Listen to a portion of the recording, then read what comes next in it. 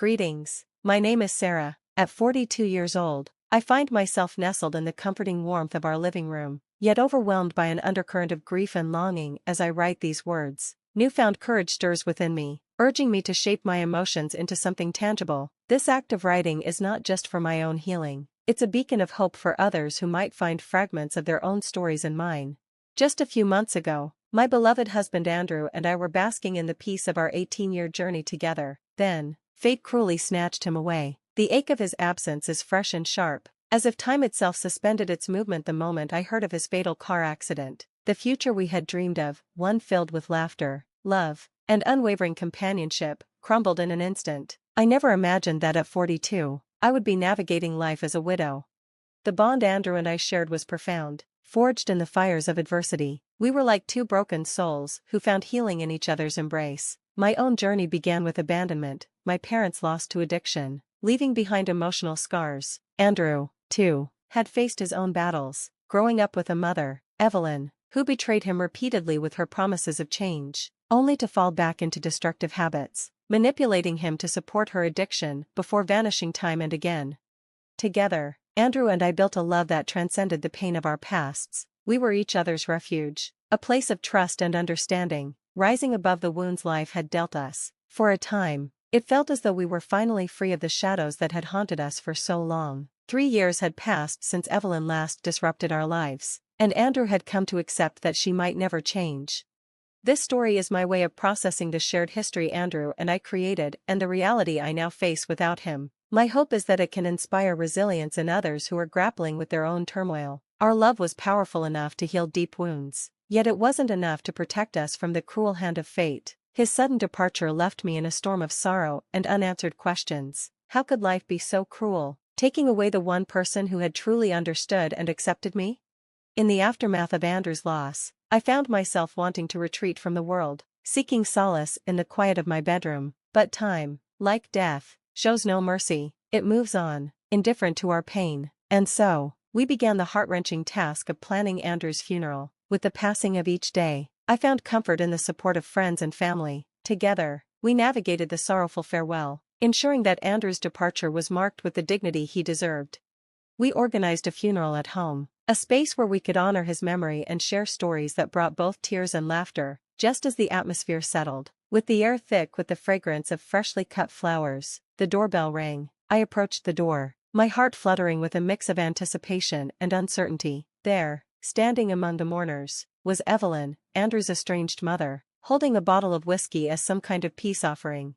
She seemed out of place, her desperation for reconciliation palpable. A flood of emotion surged through me, anger, resentment, confusion mingled with a deep ache for closure. Yet, when I looked into Evelyn's tear-streaked face, something in her eyes shifted. Beneath the years of hurt, there was a flicker of understanding. I opened my arms, and she stepped forward, allowing us to embrace. The tears that flowed between us spoke of unspoken sorrows, a moment of connection that began to dissolve years of bitterness.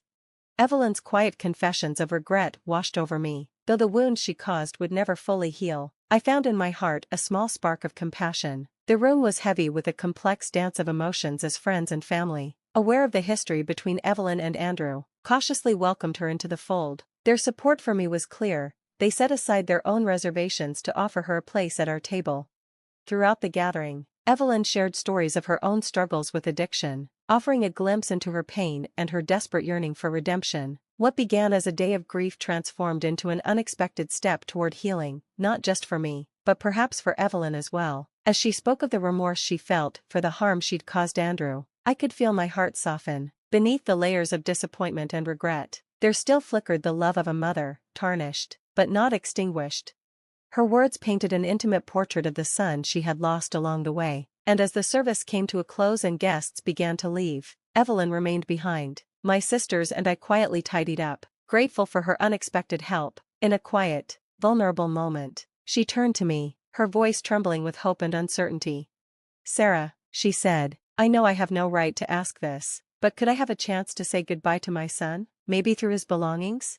I met her gaze, my heart filled with both curiosity and caution. Still, I wanted to listen. "What is it you'd like to ask?" I replied, encouraging her gently.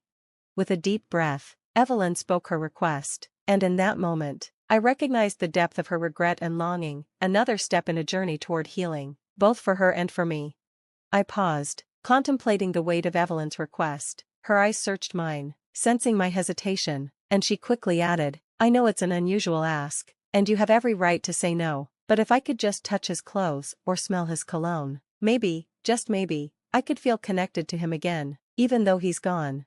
Despite the pain and resentment still clinging to my heart, there was something undeniably sincere in her voice, a vulnerability I couldn't ignore. She was grieving in her own way, and her remorse was palpable. I took a deep breath before answering softly, "Evelyn, I see how much you loved Andrew. The regret in your eyes is clear. If this could bring you some comfort, then yes, you may go up to his room and spend time with his things. Take all the time you need." Gratitude flooded Evelyn's expression, and she whispered, "Thank you, Sarah, your kindness means more to me than you can imagine."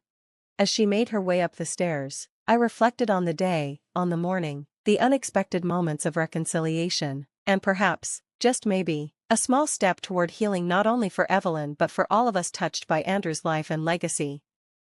A whirlwind of emotion stirred within me as Evelyn disappeared upstairs. Part of me hoped this act would offer her some form of closure, a way to heal the broken bond between mother and son, but another part of me remained cautious, mindful of how easily these delicate moments of vulnerability could become entangled with the past's unresolved wounds. I found myself contemplating the fragile nature of human relationships. They could be torn apart in an instant, yet they were also capable of great resilience when nurtured through understanding, forgiveness, and time. In that moment, I chose to embrace forgiveness and grace, but I couldn't shake the feeling that I might question this choice in the future. About 25 minutes later, Evelyn returned from the bedroom, her eyes swollen and red from crying. The stoic facade she usually wore had completely melted away, leaving only raw vulnerability in its place. She took a deep breath, her voice shaking as she spoke. "Thank you for allowing me this time with Andrew," she said, her words carrying a weight of genuine gratitude. "I'm truly grateful for your kindness and understanding." Her sincerity tugged at something within me, and I felt a twinge of sympathy. Despite everything, as Evelyn said her final goodbyes, a palpable sense of closure seemed to fill the room. The emotional weight of the day hung in the air like a heavy blanket, but it was also a silent testament to the complex web of feelings we had all navigated together. With heavy hearts, we watched as Evelyn left the house, each of us processing the day's events in our own way. As the hours passed and the evening sun cast a warm golden glow through the windows, my sisters and I found solace in one another's company. We shared memories of Andrew, gentle laughter easing the sorrow, and drew strength from the love that bound us together as a family. As the light outside deepened into dusk, exhaustion began to settle in. One by one, my sisters said their goodbyes, seeking rest after the long, draining day. For the first time that day, the house felt still and quiet, a temporary peace enveloping me as I sat in the comfort of my own thoughts.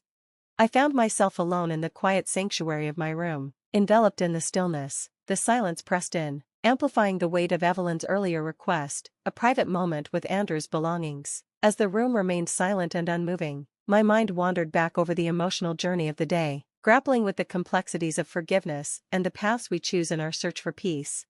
Overcome by a deep curiosity and a longing to feel close to Andrew, even in his absence, I found myself drawn to the tangible remnants of his life. With gentle reverence, I began sifting through his belongings, each item an intimate testament to the man he was. I picked up his favorite watch, its rhythmic ticking a soft reminder of the precious moments we had shared. My fingers traced the well-worn spines of his books, imagining the stories that had once whispered to him in the quiet of the evening.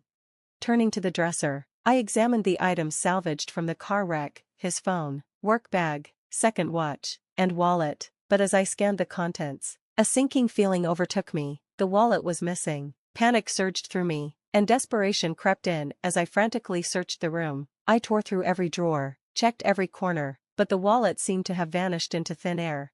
The realization struck me with overwhelming force. The wallet retrieved from the wreckage was now gone. In my distress, I knew I couldn't solve this mystery alone. Perhaps I had been mistaken and it had never been returned to me. With trembling hands, I dialed Gary, a dear friend who had been present at the funeral and had played a key role in retrieving Andrew's belongings. As a trusted member of the police department, Gary had the skills and dedication to help uncover the truth.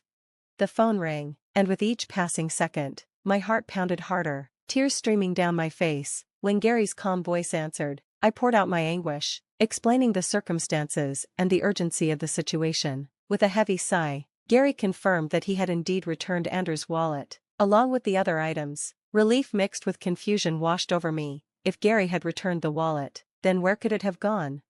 A chilling realization struck me like a bolt of lightning, illuminating the dark corners of my mind. The wallet could only have been taken by Evelyn, my estranged and manipulative mother-in-law, who must have seized the opportunity to snatch it while I was immersed in my grief, unaware of any ulterior motives. Taking a deep breath, I shared my suspicions with Gary, my voice trembling with a blend of anger, sadness, and disbelief. Understanding the gravity of the situation, Gary reassured me with determination. Andrew was one of my best friends, and I promise you, if Evelyn had anything to do with this, we'll uncover the truth and make sure she faces the consequences. His words were like a warm embrace, sparking a flicker of hope within me. Despite the shadows that loomed and the uncertainty clouding my path, I felt a renewed sense of resolve. Gary was by my side, and together, we would delve into the murky depths of this twisted tale, uncover Evelyn's motives, and bring closure to this painful chapter of our lives. As the days passed, the weight of grief still pressed heavily upon me, but I was jolted by yet another disturbing revelation. A steady stream of bank statements sent to both my and Andrew's phones revealed troubling patterns of transactions. It started with smaller amounts, $1, $600 here, $3,000 there, but quickly escalated into a torrential flood of deductions, with sums exceeding $5,000 draining from Andrew's hard-earned savings. Fear and concern gripped my heart as I watched the relentless siphoning of his funds. It felt like a violation, a desecration of his memory that cut me to the core. With a heavy heart, I reached out to Gary again, seeking his guidance and solace in the face of this new ordeal. His voice, filled with empathy and resolve, filled the line. You need to get Andrew's cards deactivated immediately to stop these unauthorized transactions, he advised. His words were practical, urgent, but following them meant facing a harsh reality, canceling credit and debit cards, terminating subscriptions, severing financial ties. Each action was a stark reminder that Andrew was truly gone. As the anger built within me, fueled by Evelyn's audacious actions, a rebellious thought took root. How dare she squander my late husband's money with such reckless abandon? No, I resolved, I would not succumb to her wicked game so easily. I was resolved to face this challenge head-on, to protect Andrew's legacy and defend his memory from those who sought to exploit it. As I continued to deal with the turmoil Evelyn brought into our lives, a plan began to form in my mind. I decided to let her continue using the cards, giving her the false sense of security that she was getting away with it while I quietly held the power. I would gather evidence, watch her every move, and wait for the right moment to expose her deceit and reclaim what was rightfully Andrew's. This decision wasn't made lightly. It meant enduring the harsh reality of his absence for a little longer, but my resolve was unwavering. I was determined to bring Evelyn's true nature to light and show the world what she had done. I would document every transaction she made, keeping track of every dollar she spent until the moment arrived for confrontation. It was a delicate dance, letting her revel in her perceived control while I prepared to dismantle her carefully built facade. Days turned into weeks, and I found myself caught in a whirlwind of emotions. Despair would hit me in waves, but each time, determination would pull me back. The loving memories of Andrew kept me strong. I wasn't going to let Evelyn tarnish his legacy. When the time came, I would confront her, and it would be unforgettable. As the weeks passed, Evelyn's actions became even more brazen. The money she continued to drain from Andrew's accounts was staggering, and each new transaction only deepened my disgust. How could she be so shameless? How could she betray her own son's memory in such a way? Every time I saw a new charge, my anger grew, but I knew I had to wait for the right moment. Then, one day, as I opened the door to my house, there she stood, Evelyn, her face twisted in a feigned expression of remorse, but I wasn't fooled. "Hello, Sarah," she said, her voice tentative. "No, you may not come in," I replied firmly, blocking the doorway. I wasn't about to let her manipulate me any longer. "I imagined as much," she said with a resigned tone, her words laced with deceit. I stood my ground, prepared to protect what remained of Andrew's life from her manipulations. Evelyn then spoke, her voice soft with what appeared to be guilt. "I imagine you've noticed that Andrew's wallet is missing." "I'm so sorry, Sarah." In my grief, I took it. I thought my time to say goodbye would be brief, so I took it as a keepsake. "Really?" I thought, struggling to conceal my disbelief. "Really?" I echoed aloud. "Yes, she admitted, her voice faltering. It was wrong of me, but I've come to my senses. I'm going to return it.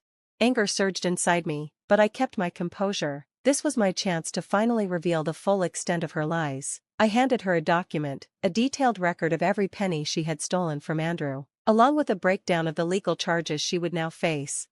Her hand shook as she read it, and her eyes widened in fear and confusion. "What's this?" she stammered.